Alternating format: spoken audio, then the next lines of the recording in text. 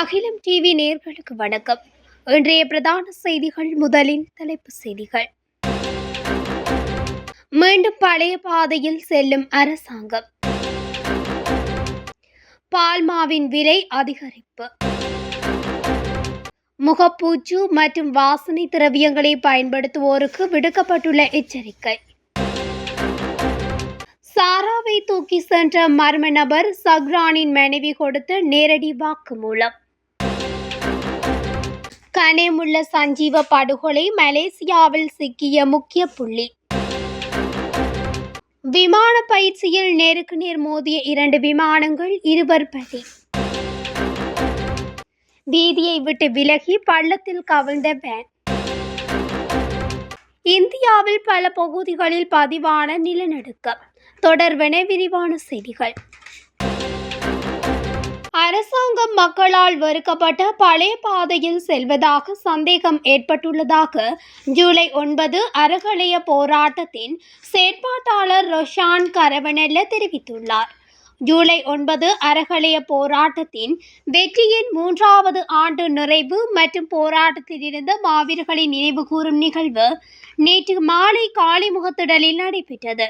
அதில் தொடர்ந்து உரையாற்றிய அவர், ஜூலை 9 நாட்டு மக்களால் மறக்க முடியாத விசேட தினமாகும். அன்று ஜூலை 5ஆம் தேதி போராட்டத்தின் எதிர்பார்ப்பு என்ற கொள்கை பிரகடனத்தை வெளியிட்டோம்.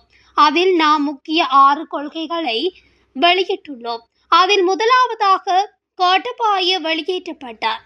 ஆனால் அதற்கு பின்னர் நடந்தவை தொடர்பில் திருப்தி கொள்ள முடியாது.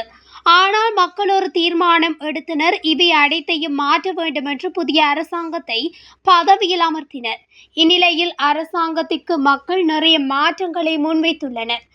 மக்கள் எதிர்பார்த்த மாற்றங்களை அரசாங்கம் செய்ய தவறி மாறான பாதையில் செல்லுமானால் சிவில் செயற்பாட்டாளர்கள் என்ற வகையில் அரசாங்கத்துக்கு நாம் வழிகாட்ட காத்திருக்கின்றோம்.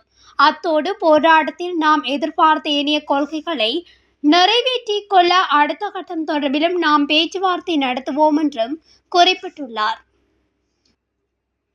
இறக்குமதி செய்யப்படும் 400 கிராம் பால்மா பொதியொன்றின் விலை 100 ரூபாவால் அதிகரித்துள்ளது. இலங்கை பால்மா இறக்குமதியாளர்கள் சங்கம் இதனை தெரிவித்துள்ளது. அதன்படி 400 கிராம் பால்மா பாக்கெட்டின் புதிய விலை 1200 ரூபாவாகும். அதேபோல் 1 கிலோ பால்மா பாக்கெட்டின் விலை 250 ரூபாவால் அதிகரித்துள்ளது. இலங்கையில் முகப்பூச்சு கிரீம்கள் மற்றும் வாசனை திரவியங்களை பயன்படுத்துவோருக்கு நுகர்வோர் விவகார அதிகார சபை எச்சரிக்கை விடுத்துள்ளது.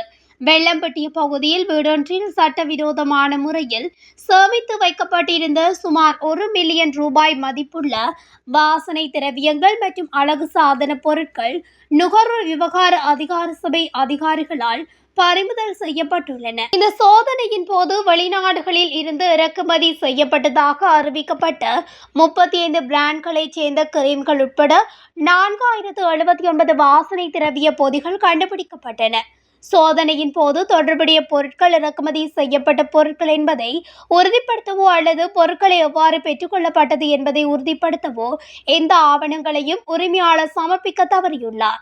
நாட்டில் தயாரிக்கப்படும் அதே முறையில் வெளிநாட்டு பிராண்ட் பெயர்களில் விற்பனை செய்தல் வழங்குவதை தடுக்க நுகர்வோர் விவகார அதிகார சபை இத்தகைய சோதனைகளை மேற்கொண்டு வருகிறது. நுகர்வோருக்கு தீங்கு விளைவிக்கும் அத்தகைய தயாரிப்புகளை சந்தையில் விற்பனை செய்வதை தடுக்க நுகர்வோர் விவகார அதிகார சபை தொடர்ந்து செயல்பட்டு வருகிறது. இறக்குமதியாளர் அல்லது உற்பத்தியாளரின் தகவல் இல்லாத வழங்குனர்களிடமிருந்து பொருட்களை வாங்க வேண்டாம் எனவும் அத்தகைய பொருட்களை விற்பனைக்கு வழங்க வேண்டாம் எனவும் சில்லறை விற்பனையாளர்களுக்கு அதிகார சபை அறிவித்துள்ளது. உயிர்த்த ஞாயிறு குண்டு தாக்குதலின் சூத்திரதாரிகளுள் ஒருவரான சாரா என்னும் புலஸ்தீனியை ஒருவர் தூக்கி செல்வதை தான் கண்டதாக தாக்குதலின் பிரதான சூத்திரதாரியான சஹ்ரானின் மனைவி ஜனாதிபதி விசாரணை ஆணைக்குழுவில் அளித்த சாட்சியத்தில் தெரிவித்துள்ளதாக நாடாளுமன்ற உறுப்பினர் முஜிபுர் ரகுமான் தெரிவித்துள்ளார். நாடாளுமன்றத்தில் இடம்பெற்ற கலந்துரையாடலின் போது அவர் இவ்வாறு குறிப்பிட்டுள்ளார். உயிர்த்த ஞாயிறு தற்கொலை குண்டு தாக்குதலுடன் சம்பந்தப்பட்ட வலையமைப்பு இந்த அரசாங்கத்துக்குள் இன்னும் செயற்பட்டு வருகிறது. சாய்ந்தமருது பிரதேசத்தில் வீடொன்றில் இடம்பெற்ற குண்டுவெடிப்பில் அங்கிருந்தவர்களில் ஒரு சிலர் உயிர் தப்பியிருந்தனர். அவர்களில் சஹ்ரானின் மனைவி ஒருவர் அவர் ஜனாதிபதி விசாரணை ஆணைக்குழுவில் சாட்சியம் அளிக்கும் போது சாராவை ஒருவர் தூக்கிச் செல்வதை கண்டதாக குறிப்பிட்டிருக்கின்றார். அப்படியானால் சாராவை யார் தூக்கி சென்றனர் என்பதை அறிந்து கொள்ள வேண்டுமென்றால் மேஜர் சுபசிங்கவிடம் கேளுங்கள் என குறிப்பிட்டுள்ளார். மலேசியாவில் கைது செய்யப்பட்ட ஒழுங்கமைக்கப்பட்ட குற்றக்கும்பல் உறுப்பினர் மனுதீன் பத்மஸ்ரீ பெரேரா எனப்படும் கெஹல் பத்திர பத்மேவுடன் 5 பேர் கைது செய்யப்பட்டுள்ளதாக தெரிவிக்கப்படுகிறது. தற்போது விளக்கமறியலில் வைக்கப்பட்டுள்ள நதுன் சிந்தக்க விக்ரமரத்ன எனப்படும் கரகட்டாவின் மனைவியும் அவர்களில் ஒருவர் என்று தகவல்கள் வெளியாகியுள்ளது. இருப்பினும் இந்த கைதுகள் குறித்து மலேசியா இன்னும் இந்த நாட்டின் பாதுகாப்பு படையினருக்கு அதிகாரப்பூர்வமாக தெரிவிக்கவில்லை. ஒழுங்கமைக்கப்பட்ட குற்றக்கும்பலின் உறுப்பினரான கடைவுள்ள சஞ்சீவவின் கொலை உட்பட இந்த நாட்டில் பல கொலைகளில் தொடர்புடைய முக்கிய பாதாள உலக கும்பல் தலைவரான கெகல் பத்திர பத்மே கைது செய்யப்பட்டதாக நேற்று தகவல்கள் வெளியாகின. காவல்துறை வட்டாரங்களின்படி 3 பேர் உட்பட 5 பேர் எல்லையை கடந்து தாய்லாந்துக்கு தப்பி செல்ல முயன்ற போது மலேசிய காவல்துறையினரால் குறித்த நபர்கள் கைது செய்யப்பட்டுள்ளனர். கனடாவில் விமான பயிற்சியின் போது 2 விமானங்கள் நேருக்கு நேர் மோதி விபத்துக்குள்ளானதில் 2 உயிரிழந்தனர். மனிடோபா ஸ்டெயின்பாக் பகுதியில் விமானம் ஓட்டும் பயிற்சி மையம் ஒன்றில் குறித்த 2 தனித்தனியாக விமானத்தை இயக்கும் பயிற்சியில் ஈடுபட்டிருந்தனர். அப்போது வின்னிபெக்கில் இருந்து 60 கிலோமீட்டர் தூரத்தில் தெற்கு விமான நிலையம் அருகே 2 விமானத்தை தரையிறக்க முயன்ற வேளை 400 மீட்டர் உயரத்தில் 2 விமானங்களும் மோதி விபத்துக்குள்ளாகின. விபத்துக்குள்ளான விமானங்கள் தீப்பிடித்ததில் சம்பவ இடத்திலே 2 உயிரிழந்தனர். மாத்தறையிலிருந்து நுவரெலியாவுக்கு இளைஞர்கள் குழுவை ஏற்றிச் சென்ற வேன் ஒன்று வீதியை விட்டு விலகி 70 அடி பள்ளத்தில் வீழ்ந்துள்ளது. வேனில் பயணித்த 8 பேர் பலத்த காயங்களுக்குள்ளாகி நுவரெலியா மாவட்ட பொது மருத்துவமனையில் அனுமதிக்கப்பட்டுள்ளதாக நானுயா காவல்துறையினர் தெரிவித்தனர்.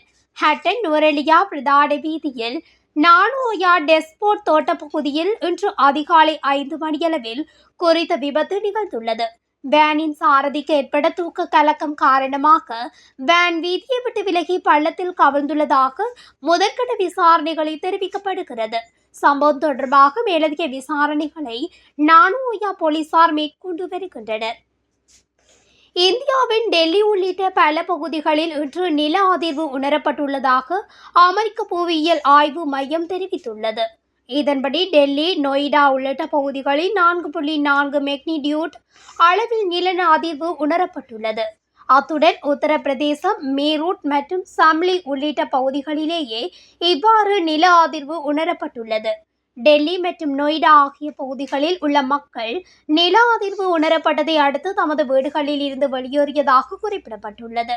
அத்துடன் நில அதிர்வினால் உயிர் சேதங்கள் எதுவும் பதிவாகவில்லை எனவும் இந்திய ஊடகங்கள் செய்தி வெளியிட்டுள்ளன. இத்துடன் அகிலம் டிவியின் இன்றைய பிரதான செய்திகள் நிறைவடைகின்றன. தொடர்ச்சியாக செய்திகளை அறிந்து கொள்ள அகிலம் டிவி ஊடகத்துடன் இணைந்திருங்கள். நன்றி, வணக்கம்.